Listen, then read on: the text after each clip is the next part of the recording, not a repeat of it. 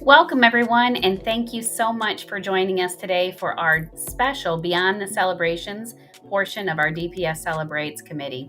I'd like to formally introduce you to Tanita Flowers, our community liaison and Spanish interpreter. Hi, Tanita.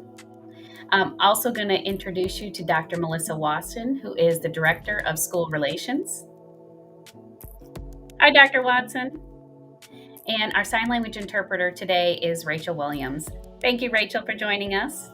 And I am Kelly Stevens. I'm the History and Civic Engagement Specialist here in Durham Public Schools. And who you don't see behind the scenes is our fabulous magician of all of this video magic, our Public Relations Specialist, Truett O'Neill. We couldn't do all of this without our fabulous representative from Public Relations. So, Truett, thank you so much for being behind the scenes and doing all this for us.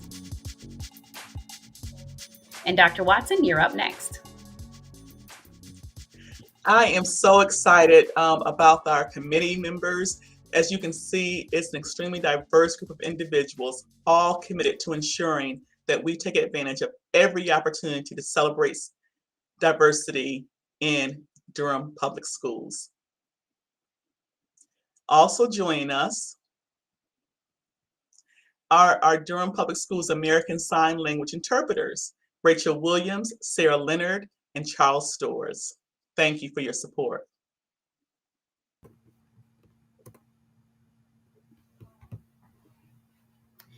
So each month, we update our DPS Celebrates website. We have flyers available for each month that focuses on the celebrations that are in response to our student population here within Durham Public Schools. There is a wealth of resources for educators, students, and families to continue these educational experiences both at home, at school, and any other place that you can access the internet. Everything is available for you in English and in Spanish. And please make sure that you visit our celebration website at celebrate.dpsnc.net. On our website, you will also see a special page featured to our Beyond the Celebrations. Each month, on the second Monday of each month from 6:30 to 7:30 p.m., we will have a live celebration that is in response to one of the celebrations we are focusing on each month. Today, we are focusing on National American Indian Heritage Month. And Ms. Flowers, you're up next. Thank you very much. And it is an honor and a pleasure to be able to present today and celebrate the natives of North Carolina. North Carolina has the largest American Indian population east of the Mississippi River and the eighth largest Indian population in the United States. Can you guess which tribe that is? The state of North Carolina recognizes 8 wonderful tribes. The Eastern Band of the Cherokee, which is located in the tribal reservations of the mountains in North Carolina, the Coherie tribe, which is located in Sampson and Harnett counties, Lumbee, which is located in Robeson County, along with other surrounding counties, which include Red Springs, Hallawasaponi, which include Halifax and Warren counties, the Saponi tribe, which is found in Person County, the Mehiran tribe in Hertford and surrounding counties and areas, the Occaneechi Band of the Saponi Nation, which is located in Alamance County and surrounding counties, along with the Waccamaw, Soin, Columbus, and Bladen counties, is where they are located. And next, you can see where the largest group of our Native American populations are located in the state of North Carolina. In red, that is where you can find the Eastern Band of the Cherokee. Also, in orange is the next largest group, which is going to be the Hallawasaponi tribe. But please take a look at this map to see where all of our beautiful tribes are located in our wonderful state.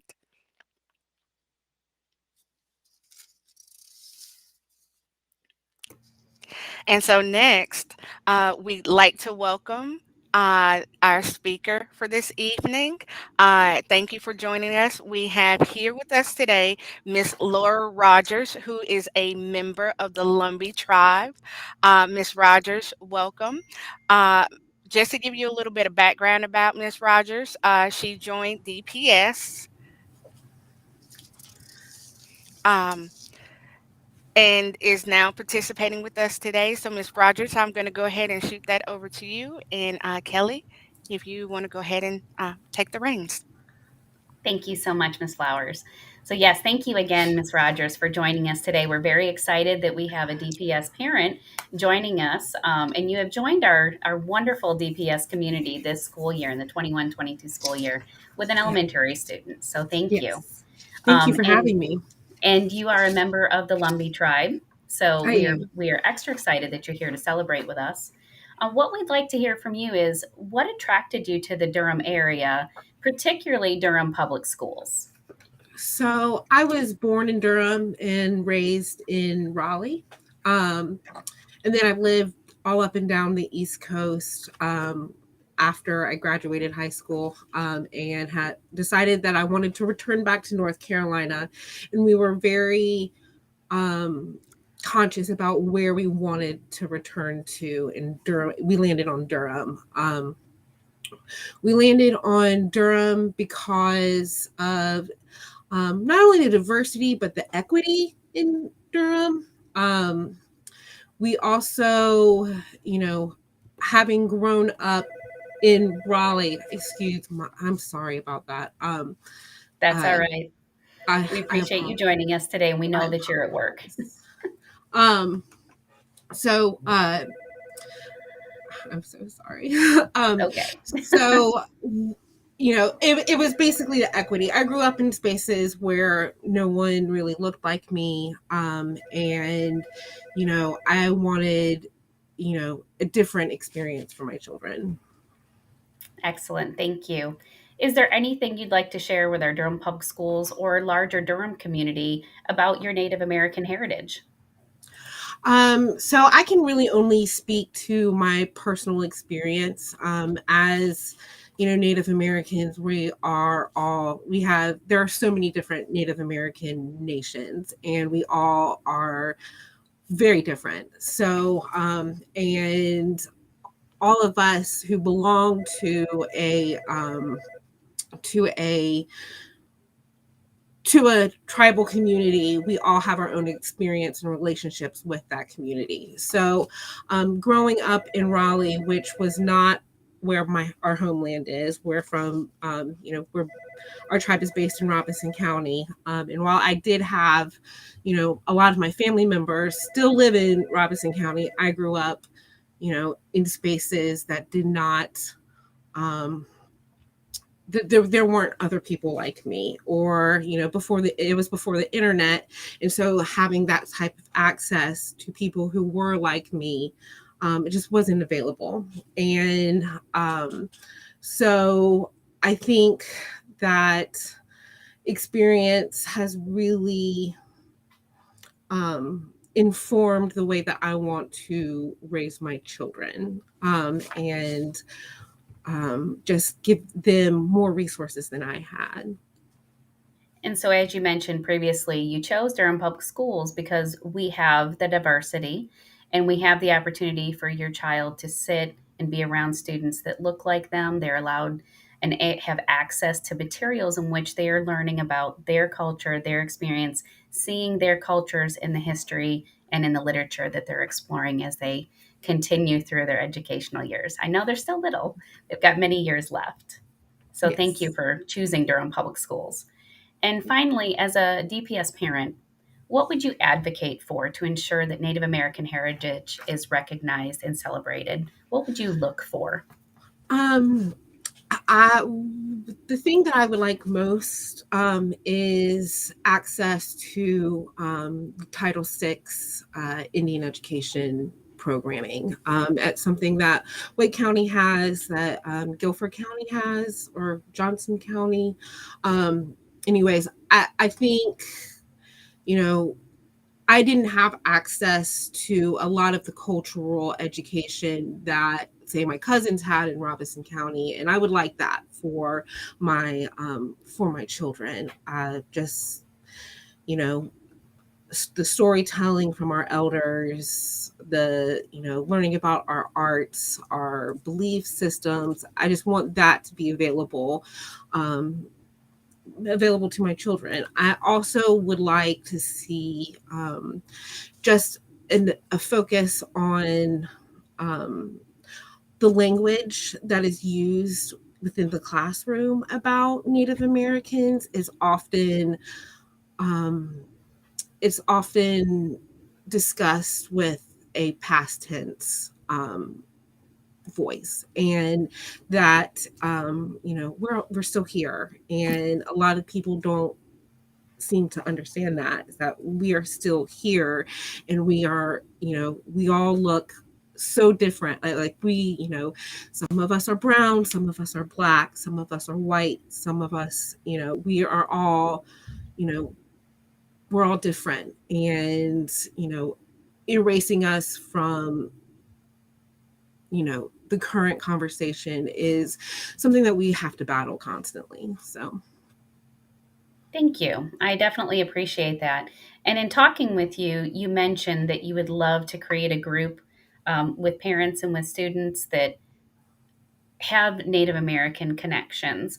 How would we get a hold of you, or how would others in the community get a hold of you to get more information? What would be the best way? Email me. My email is open. If I'm not sure if you want me to say it right now, or if there is a way that we can You're pass that. welcome. Yeah, you're welcome to say that. It's laura.rogers1207@gmail.com. I would like to see if there is any interest in for Native American families to be involved in kind of getting this Title VI program, which is available, is a federal program that is available to Native American families for cultural education for our children. So we just have to access that. So, but I need to know that there's interest in it. And so please contact me if you're interested in it, and then maybe we can start getting the ball rolling. That sounds amazing. Thank you, Laura, for everything that you do. Thank you for choosing Durham Public Schools. I'm excited to hear that your elementary student loves where they're at and you love where they're at. And we hope that that continues on to their next educational journeys that they continue with. So thank you so much for joining us today. Thank you for having me. That you took the time out of your day to join us. It really means a lot to us, especially as we celebrate Native American Heritage Month. So thank you. It means a lot to me as well. So thank you for having me. You are so welcome. And your email is located kind of on the bottom slide part of the screen. Once again, it is laura.rogers1207@gmail.com. And Laura has all of my contact information and will be continually communicating with me as we continue to advocate for Native American heritage seen in a lot of our history exploration and our literature exploration as well. So thank you once again for joining us, Laura. We appreciate it. Okay, so at the UNC American Indian Center, they have a wealth of opportunities to celebrate American Indian Heritage Month. Some of their events are virtual, some are in person, and some do require pre-registration. You can visit their website at tiny.cc/UNCAIC 2021, and that is case sensitive to visit. Or you can also pull up your phone and scan the QR code with your camera, and it'll take you right to that website. You can also follow them on social media. Their social media tags are listed for Facebook and for Instagram. Again, they have a wealth of activities all month long.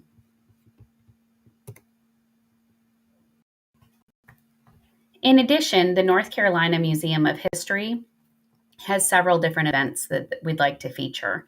They have a history adventure, which is North Carolina's American Indians, the Three Sisters story. That will be on Wednesday, November 10th from 1 to 2 p.m. They also have American Indians in North Carolina live streaming event on November 14th. and that's from 10:15 to 11:15 a.m. They have an education day as well for educators and students on Friday, November 19th from 9:30 to 3:30. So they have all kinds of things throughout the day. I'm not exactly sure the breakdown of the timeline during the day, but this is an online only event. It's free, and there'll be all kinds of things featured.